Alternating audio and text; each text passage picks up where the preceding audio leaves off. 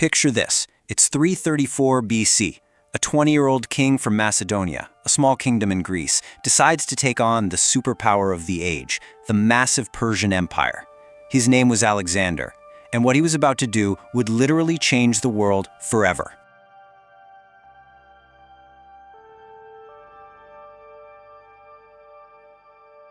And get this, in just 10 short years, his incredible campaign of conquest would take him all the way to the edge of the known world.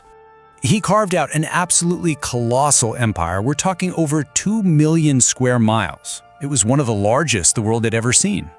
So the big question is, how did he pull it off? How did a kid, really with a relatively small army, manage to topple a global superpower? Well, the answer, believe it or not, doesn't start with Alexander. It starts with his father. You see, Alexander didn't just inherit a crown. He was handed a revolutionary military and a unified kingdom that was already primed for war. For the longest time, nobody really paid much attention to Macedonia. The big city-states like Athens and Sparta just saw it as a backwater. But that all changed with Alexander's dad, King Philip II. He completely transformed the army, making it a professional fighting force. Then, at the huge Battle of Chaeronea, he basically crushed the other Greek states and united them all under his command. He was gearing up for this massive invasion of Persia, but then, in a crazy turn of events, he's assassinated, leaving this grand plan to his 20-year-old son. And Alexander? He did not hesitate for a second. This guy was brilliant, ambitious, and just utterly ruthless. First thing he does, he secures his power at home by executing anyone who might be a rival. Then he marches out and brutally crushes the rebellions that pop up after his father's death. And just to make sure everyone got the message, he made a terrifying example of the city of thieves, razing it to the ground and selling every single person into slavery. The message was loud and clear. Alexander was in charge. So, with Greece locked down, Alexander turns his eyes east, armed with that incredible war machine his father had built. Let's really break down this engine of conquest. Okay. The heart and soul of his army was the Macedonian phalanx. I want you to imagine a human porcupine. It's a formation of professional soldiers, packed together 16 ranks deep.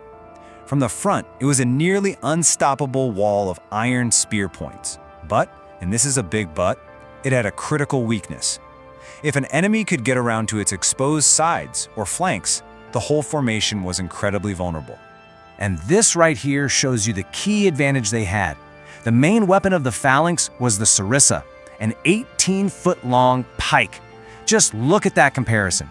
It was more than twice as long as a traditional Greek spear. What that means is Alexander's guys could hit their enemies long before the enemy could even get close. It's a huge game changer.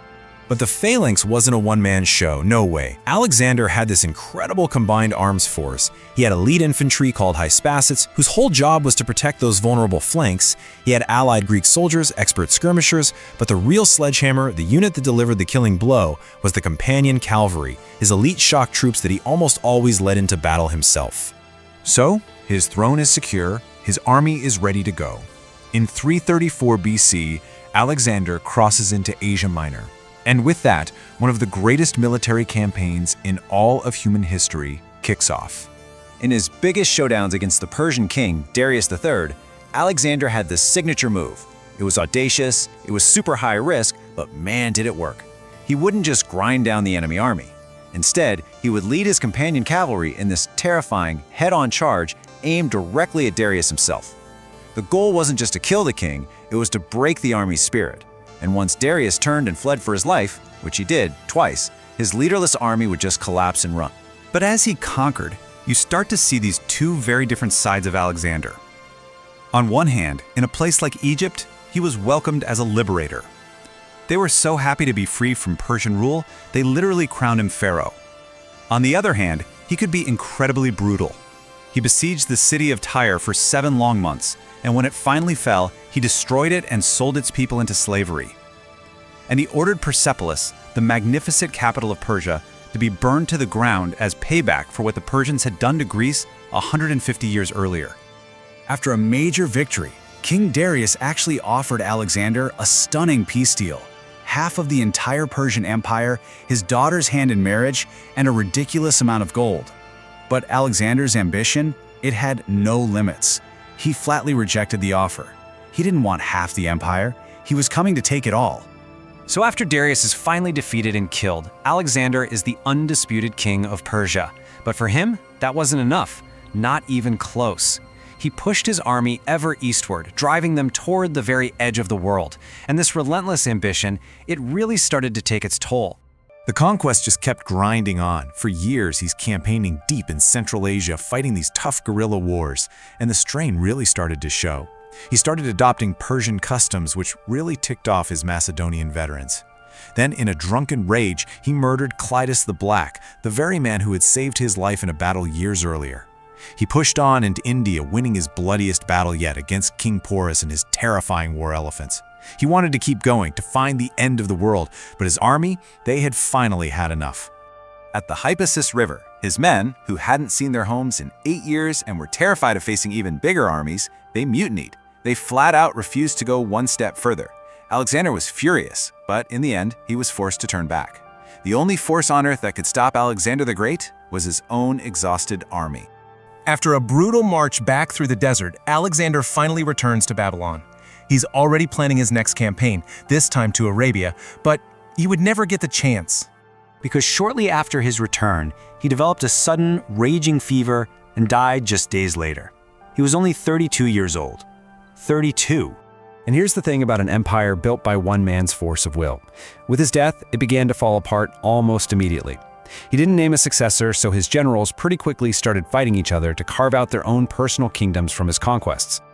So, if his empire just crumbled, what was his real legacy? Well, it wasn't about borders on a map. It was the cultural world he accidentally created. His conquests kicked off what we call the Hellenistic Age, a period of almost 300 years where Greek language, art, and ideas spread all across the East and fused with local traditions. This incredible blend sparked amazing new developments in science and philosophy. And the cities he founded, like Alexandria and Egypt, became the intellectual capitals of the ancient world. His short life had this unbelievable impact on history, but it leaves us with a question that we are still debating to this day. Was Alexander the Great a brilliant visionary who united East and West? Or was he a ruthless tyrant driven by an insatiable hunger for conquest? The truth is, the answer is probably as complex and contradictory as the man himself.